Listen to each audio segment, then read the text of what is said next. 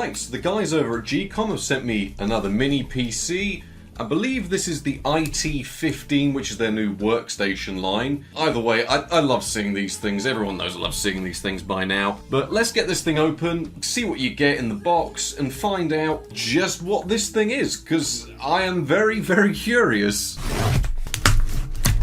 So yes, this is part of the IT series, or IT series, which is the new workstation line of mini PCs. I think this is more for video editing, audio work. I think the types of things that you'd want a rather decent computer to do, like that computer right there, but tiny. What do we actually get inside?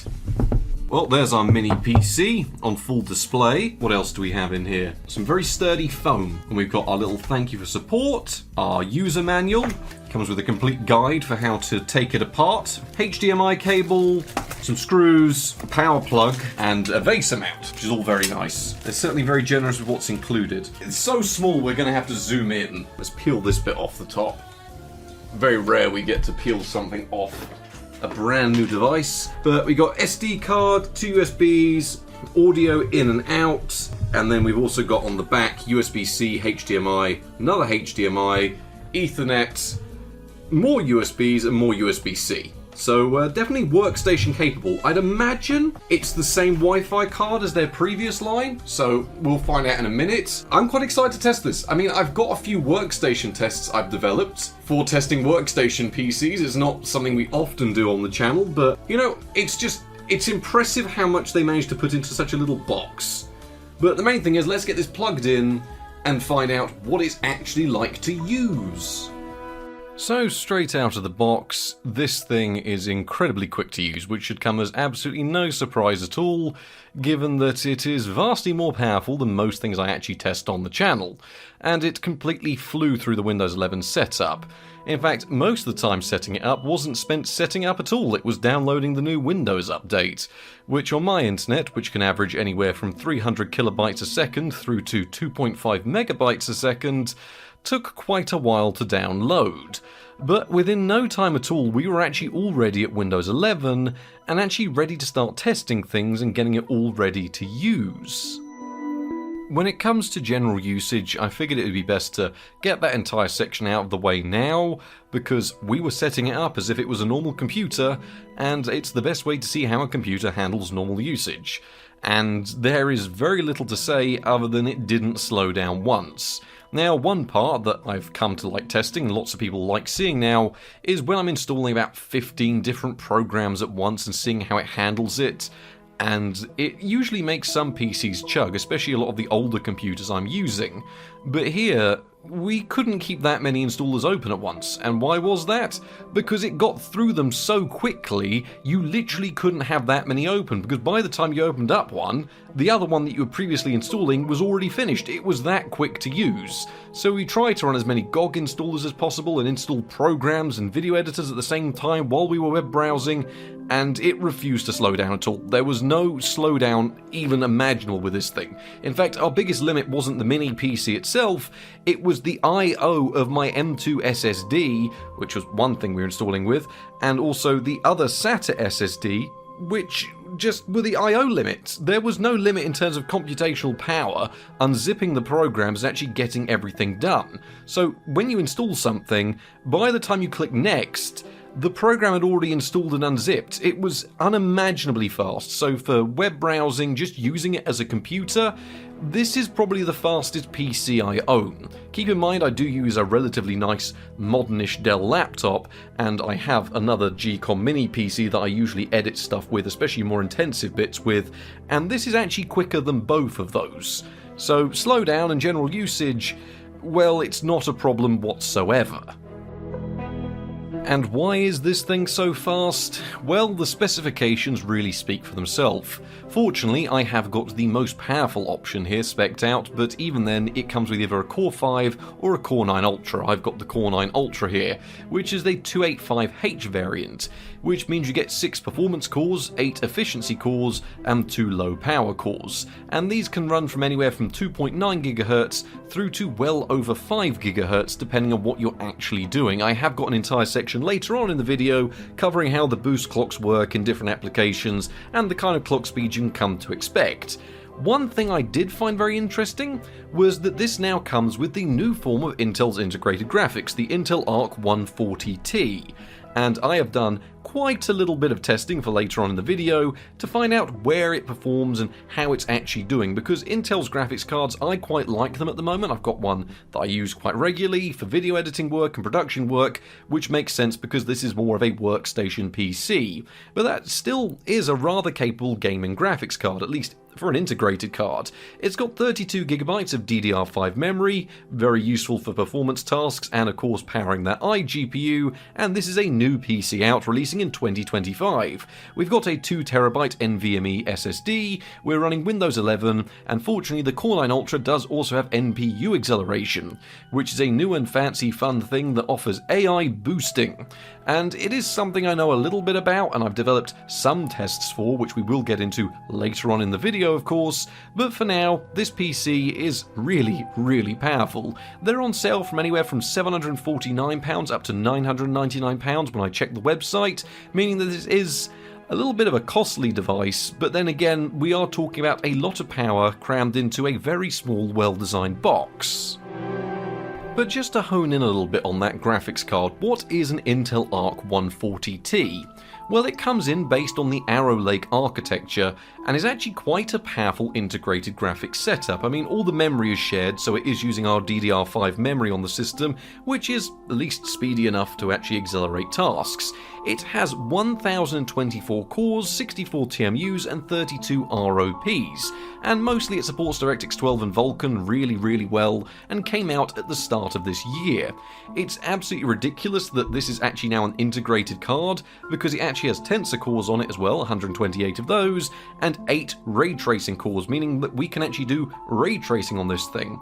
DirectX 12 support goes up to 12.2, which I believe is the codename for DirectX 12 Ultimate, so the latest of APIs, and Vulkan support goes up to 1.3, so when it comes to modern APIs, that is really what this was designed for.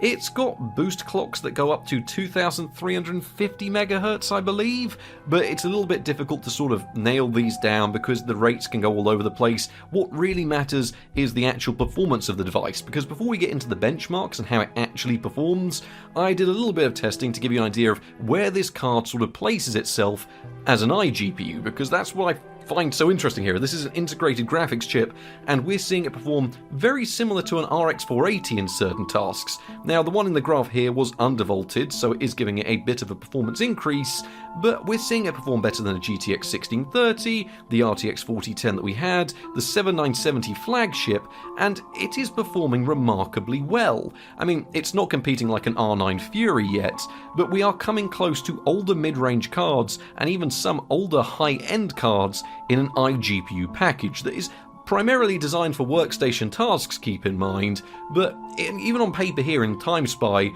we're seeing that it should offer us a decent amount of gaming performance. So to give a little bit of backstory here, I have actually been using this GEEKOM IT15 as my main computer for a little while now, just so I actually have got a good grasp of how it performs and how we can actually use it. And it is definitely a workstation PC, and when I use these mini PCs, because when they get sent to me, I'm not just reviewing them, I do actively use these so I can tell you how they are to use. And we have got an entire host of benchmarking tests for workstation tasks later on. But a good way to gauge the PC just off the bat, and one of the first things I did with this computer, was I got Steam running on it, I set up MSI Afterburner, I set up a load of monitoring tools, and I wanted to know, how can what is not a gaming mini PC, just, a mini PC as a workstation, hold up when we take what is specifications that it's not even designed for, and throw it into some gaming tests with the benchmarks. Starting off the benchmarks, we have Counter-Strike 2 running with competitive settings in 1080p, and we saw around 151 FPS on average during the really rather intensive actual workshop benchmark map. During actual competitive games, and I can vouch for this because I've been using it for quite a few competitive games, well, it runs perfectly fine, and you'll be seeing in excess of 200 frames per second depending on what map you're using. So treat these as a worst case scenario, and you are still going to be seeing a more than playable game without really having to compromise on the settings too much. Next up we had GTA 5 Enhanced Edition, which ran with high settings and HBAO enabled in 1440p. Now, the Intel integrated graphics from my experience do deal with DirectX 12 really rather well, which did help us eke out some more performance. So when there is the option to use a DirectX 12 version of a game, usually that will be your best bet. But we were seeing the game looking and running great, with 46 FPS on average and 1% lows down to 40 FPS. So not only was the average good, we actually saw a stable frame rate. So GTA 5 runs well, which wasn't something I was ever expecting to say from what is just integrated graphics, at least not in 1440p. That's absolute insanity. PUBG actually saw us get a sizable increase in frame rate, or at least stability, from using DirectX 12, which is something I've noticed quite a lot recently. In terms of actually helping out those 1% lows, you are better off using that as your rendering engine, I suppose. But with medium and high settings in 1440p, we saw the game run at 39 FPS on average, so if you wanted to target a higher frame rate than this, you're more than welcome to lower the settings, but I just like testing things with higher settings when we can do to try and make the game at least look nice. So PUBG ran really rather well, and I was able to get on decently enough playing it. Not that I'm very good at the game, but it ran really rather decently, which wasn't, again, something I was expecting from integrated graphics, because this can be a questionably optimized title, and it worked perfectly fine here. BeamNG I wasn't too sure was going to run properly, as with DirectX 11 I was noticing some odd frame drops in places, but I did try out the new experimental Vulkan version, which worked actually better than I expected. Our average was lower, but our 1% lows benefited greatly to the stage where it actually made the game a lot smoother to play. So with medium and high settings using Vulkan in 1080p, unfortunately 1440p was just too much for the card here, we were seeing 34 FPS on average during the most intensive map, which is the jungle one. So when it actually came to running BeamNG, the processor's more than enough to handle any AI cars you want to throw at it, and the graphics can handle medium and high settings without a problem.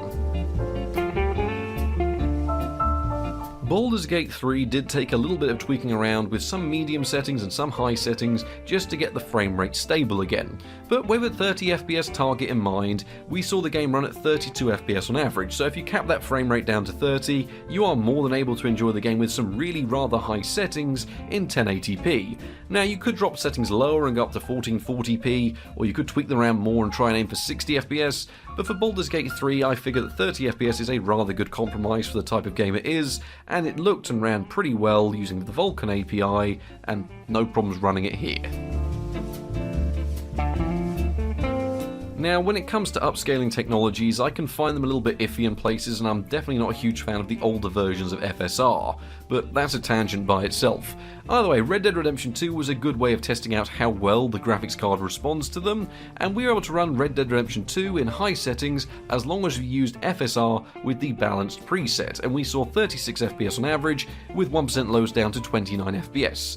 Now, you could manually drop the resolution, but I find this game a complete nightmare to benchmark. It doesn't respond to resolution changes very well, sometimes you change the resolution and it closes. It's just a bit of a mess, but either way, FSR balance settings, it looks great, along with high settings across the board.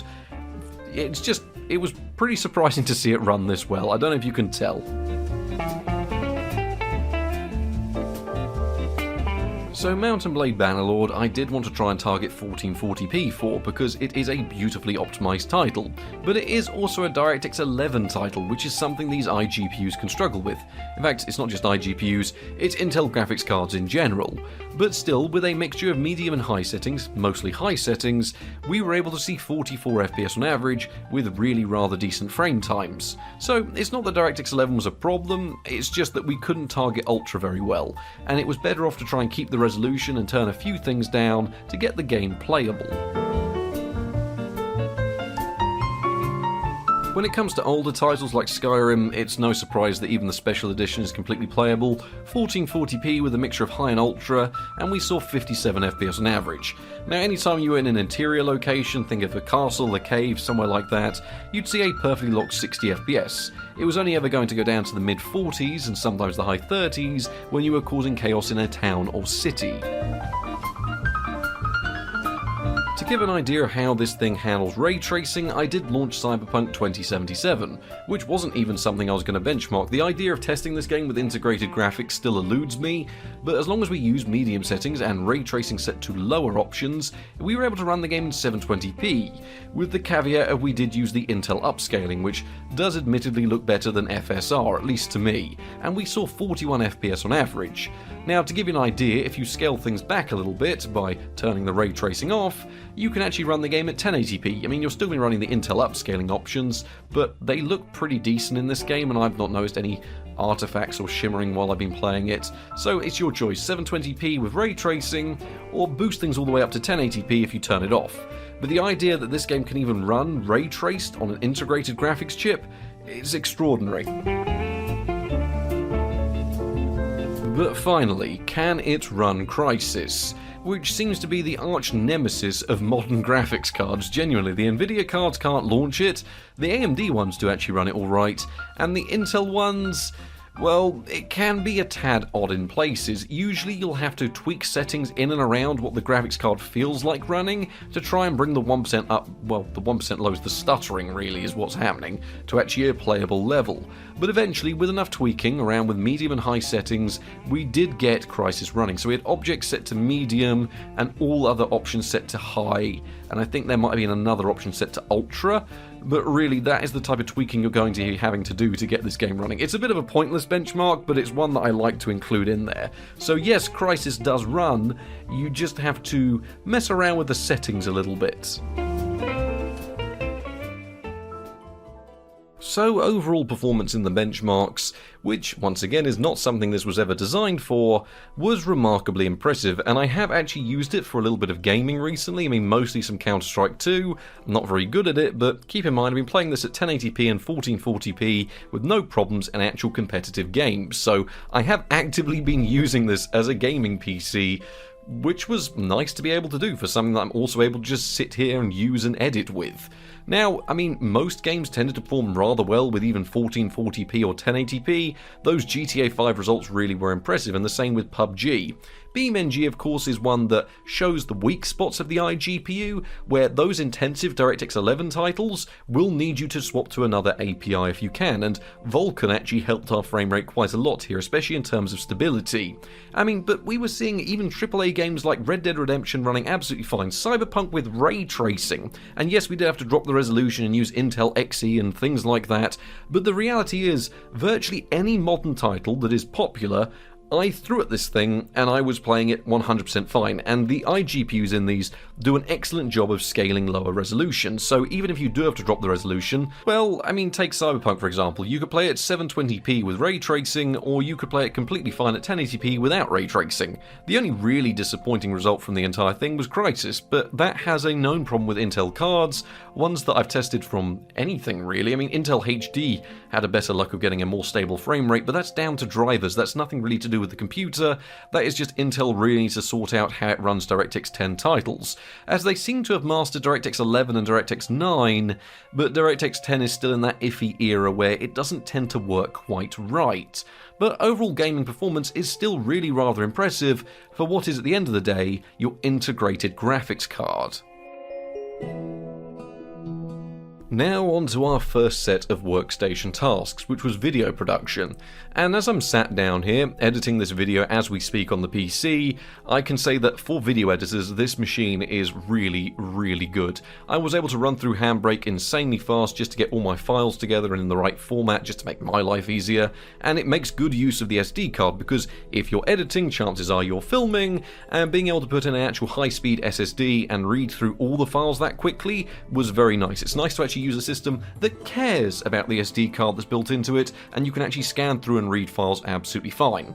And once again, the iGPU, despite that excellent gaming performance, this is where it really shines. This is why I quite like Intel graphics cards right now, because for media work, which is mostly what I'm doing, and one of the reasons why my Dell laptop and my other GEEKOM mini PC I use have Intel iGPUs and Intel graphics cards, is because they're excellent for video editing. The actual way it deals with X264, X265, VP9, any codecs you want is brilliant, so it can handle them fine. But if we take that graphics card out of this, and we're just looking at processor performance by itself, well, using Serif Movie Plus X6, which is a very strenuous test on these systems given it was designed for a Pentium 4, has rather weak multi-threading and no graphical acceleration help at all, it breezed through it fine. There was no issues. You could edit 4K videos with no problems, even just relying on the processor by itself. And with the single core boost, well, when you're applying random effects and they can rely a lot on single threading,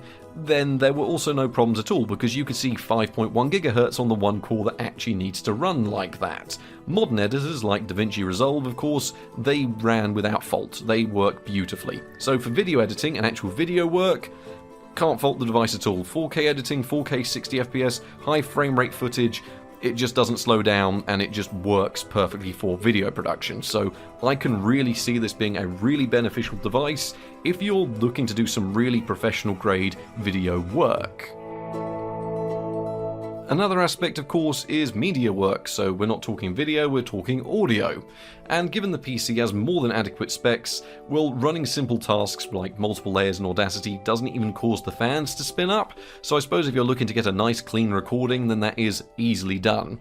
And it also has a nice audio import, so there's no problems if you actually want to record audio straight into the device.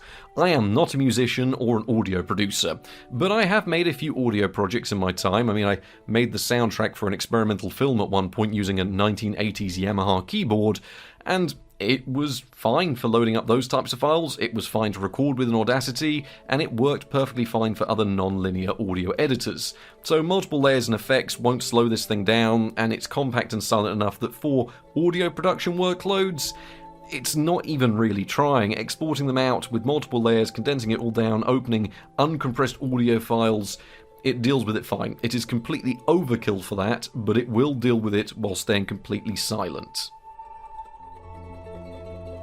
Now, a new one for the channel would be talking about AI-accelerated tasks and benchmarking them in a way that's actually practical and understandable, and I haven't got much equipment to compare to on hand, but I have tested a few applications, not really on the channel because it's not something I really focus on, but I do have a small bit of experience with running these models and things like that, because I've actually been using things to clean up my audio in the past year.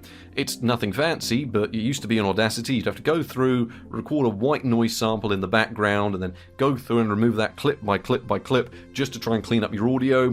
But with AI acceleration, I can just let the computer do all that for me. I'm not 100% in agreement with AI for art and everything like that, but I do think taking the tedium out of certain tasks is absolutely brilliant. So for running OpenVino, this thing wouldn't slow down at all, because it's got the NPU built in, and the NPU just accelerates and breezes through these tasks in a way that a processor just can't. So for example, running an offline model, well, compared to my laptop and other devices, they can just about get by, but this thing, you just click do on the task and it runs through and it does it. So I did try and test it as much as possible. I tried to generate I think it was a bass line and a drum style in the same style as the Stone Roses and throw something together there, and it worked very well. It was very quick at actually utilizing the NPU and actually accelerating an AI model. Once again, it's not something that I'm 100% certain about, but it deals with it better than my Dell Inspiron 16 laptop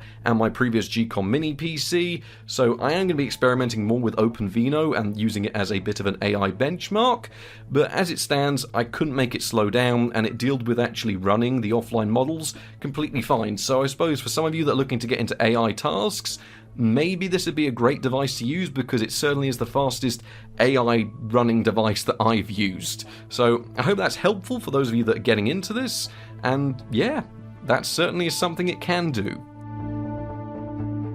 Getting back to the nitty-gritty world of boost clocks and temperatures and things like that, I have gone through and I've got as much data possible on how this mini PC deals with certain situations. So when it comes to the boost clocks and the actual performance you can expect out of the processor, how does it run across certain tasks? Well, measuring the average core clocks, we saw that gaming saw about a 4.7 GHz sustained load, which does make a lot of sense because it isn't exactly having to stress all cores at once to deliver a frame rate, and this was mostly taken from Counter-Strike, where we were trying to aim for higher frame rates. Of course, in other games you could actually see boosts lower than this, purely because the processor wasn't having to do as much. For short-term boosting, when you're unzipping files and actually just getting something done on the desktop and you want it done instantly, well, we were seeing 5.1 GHz. Video editing saw a more sustained 4.9 GHz, but this could be across 4 to 6 cores depending on what you were doing. Of course, exporting would utilize all 16 cores and helped accelerate the speed. Handbrake saw this going lower, but that was in conjunction with it also using the ARC graphics card for transcoding files, and when you were just sitting at the desktop, you were seeing anywhere from 1.8 to 2.2 GHz, because you weren't really doing anything. It's mostly just using those lower power cores to keep things ticking over and downloading in the background. In fact, I'm looking at it right now, and it's running at 1.78 GHz with hardware monitor open, Handbrake's open but not doing anything, DirectX Diag's sitting there, and so is Task Manager. So to give you an idea, those are the types of clocks you'll expect when it's just sitting around the desktop. But what does all this mean when it comes to power consumption? Well, the first thing you'll notice is that we saw 98 watts, and you're probably looking at that and thinking that is very, very high. Well, that was during a short-term boost, and that was for a split second. That is the maximum power consumption we saw at the wall when it was doing a short-term boost where all cores spiked up to around 5.1 to 5.2 GHz. So it didn't run at that very often. For most tasks, gaming, AI acceleration, Handbrake, video editing, you were seeing 40 to 50 watts maybe, but it wasn't anything too much to worry about. In fact, for general usage, you were seeing around 30 watts, and media playback, just watching a YouTube video, it was sitting just north of 20 watts, which is around what some DVD players use. So when it comes to power consumption, not only is it very efficient, well, it doesn't tend to use too much power. It's only when you really start hammering on the boost clocks there that you are seeing the boost actually drain more power, because it's going to need more power for it. And as you can imagine, this all leads into the next bit of testing, which was temperatures, because these mini PCs, well, that is a lot of power crammed into what is a tiny, tiny box. And when I first started using the PC, I did see 103 degrees at one point. But I did notice that after I've been using the PC for a little while, as I've been using it since it arrived, I've noticed that temperatures have improved dramatically. And I think a few reviewers other than me have noted that temperatures seemed abnormally high, but when you actually seem to use the PC, I don't know if it's the thermal paste actually bedding in and cooking in place, these things are really rather well built. I've done a teardown before, I've had a look inside, and temperatures did improve the more I used it. So as the week has gone on, the maximum full load boost temperature we saw was 96 degrees. It's still hot, but at least it's south of 100 degrees. So we did see about 10 degrees difference between out of the box and then using the PC for a little while. General usage and actually running most things, you're seeing between 70 to 80 degrees. So it's not really a problem, and temperatures didn't seem too bad. The fans could ramp up, of course, and it did get a little bit noisy when you were doing some heavy tasks like Handbrake exporting or AI compute or gaming, but those were the main instances you noticed it. Video editing, of course, was utilizing the CPU and of course the GPU at full load for rendering out tasks, and did push things to 81 degrees. But generally, we weren't seeing anything alarming in terms of temperatures, and I am quite confident that this thing won't give you any problems, because they did actually send me some testing footage. They run this thing over with a car. I know that's not really related to temperatures, but I haven't really had any problems with my GEEKOM PCs so far, and I've had quite a few of them now. In fact, anything we've had, you've seen on the channel, you've seen how I use it, and they are really, really solid little devices. So they are reliable little things. You get a warranty with them, and they test them by even smashing them with a hammer and driving them over with a car. So temperatures are fine, and I think you'll get a good few years out of use of this before you even have to consider changing things like thermal paste. So there we have it, the GEEKOM IT15, and also I got to test the new Intel integrated graphics. So what are my thoughts? Well, honestly, it's probably the best workstation PC that I've ever had the chance to use, because it's going to be replacing my previous GEEKOM mini PC as my new editing workstation. Genuinely, I love using these, and I edit most of my videos either using my laptop or the mini PC, depending on how I'm actually making the video. Gaming performance from the new Intel iGPU is encroaching in on the RX 480 performance in some titles, especially using newer APIs, where it has even better support. And this thing, well, it hardly uses any power. When I say I've been using it for video editing, I've been using it for actually typing out the script, I've been using it for just using it as a computer, I've been using it to play Counter-Strike competitively on, and it's not slowed down or failed in any way at all. So chances are I'm now going to be using this probably as my main computer, which is a shame because I really like the last GEEKOM PC I had, but you know, this one is actually slightly better, so I can get some more use out of it, like I am at the moment. So, once again, thank you to GEEKOM for sending over this PC. If you're interested, I'm sure there'll be links in the description. If they've not sent me over any links to put in there, I'll whack some down there myself just to their website so you can take a little look. But yeah, I'm really impressed with this as a workstation PC. Should you go out and get one for gaming? Well, it can do it. But this is definitely for someone that's looking to get into video editing or audio work or maybe 3D modeling, which it also handles really well, by the way. You know, it just seems to handle most of your workstation tasks in a really convenient little package, and that is the best way of summing this up. Yes, it is a bit expensive, but then again, I've never had any problems with their products, and at the same time, it's a workstation PC. So essentially it's replacing a full-on tower in a rather compact package, yet can get on with the most intensive of tasks. So thank you all very much for watching, I hope you've enjoyed this video, and good night.